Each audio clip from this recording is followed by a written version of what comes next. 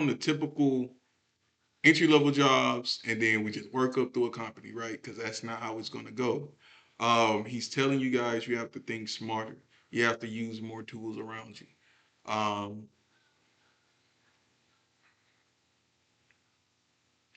it's crazy because school doesn't necessarily prepare the kids who aren't the AB students, right? You actually get penalized for not being, or you actually get looked at for not being an AB type of student, you know. Um, and yeah, I'm not saying you should purposely make bad grades, but at the same time, grades shouldn't weigh as heavy as actual creativeness does. Creativity, coming up with shit on your own, learning how to do certain things. Like sometimes we've put too much stock into education, and when the shit don't work out, nobody is here to tell you like, you know, gain more skills. Like it's really like it's looked at like, oh well, I don't know why you can't get a job. You went to college. But that's because people don't really understand that, like I just said, and like I just read, they are more concerned with the whole pipeline from college to career pipeline, right? They're not concerned with, okay, after college or even while I'm in college, start doing things, start making stuff, start talking to people, networking. Like, develop your brand as a college student so whenever you get out, you already have a brand developed and you actually grown it because you've been able to transition from being starting your brand as a college kid and now you're a college graduate with whatever experience you've been working on. Uh, me, I ain't gonna lie. I failed out of college.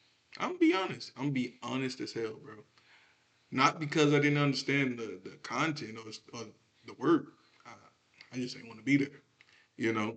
And it took me a very long time to figure out what I wanted to do.